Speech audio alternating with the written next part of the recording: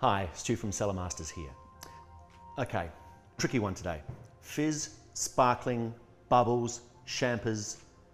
What do I call it and why and how come? It all basically stems from protection. What we used to know as champagne is actually a term that we're not allowed to use anymore. Why?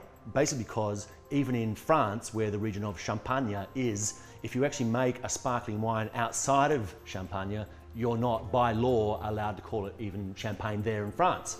It has to be made under strict regulations that is basically made from Pinot Noir and Chardonnay grapes. They are the grapes that are traditionally used in a very, very good champagne because they ripen at exactly the same time, and so they're the perfect partner grape blend to actually make a sparkling wine such as champagne.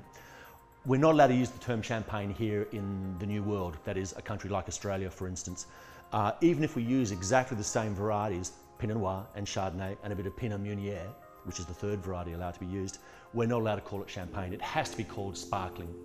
We used to be allowed to use the term méthode traditionnelle or méthode champenoise. We're not allowed to use that term anymore either. So sparkling, and yet we still make, under the traditional method, like the French still make their champagnes, we use the same methods. We use Pinot Noir and Chardonnay and a bit of Pinot Meunier in the very finest examples of the style in Australia, such as this one here from Riversdale Estate in the Coal River Valley of Tasmania. Pinot Noir and a bit of Chardonnay in a fantastic, classic, sparkling style.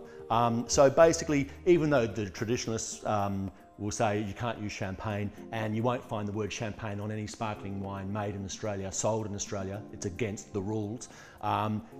You still get away with calling it fizz and bubbles and champers, etc. I get told off for calling it champers because it's not. It is sparkling wine, and the sparkling winemakers in Australia are extremely proud of the level to which they're actually making their sparkling wines in Australia now. This is one of the best. Cheers.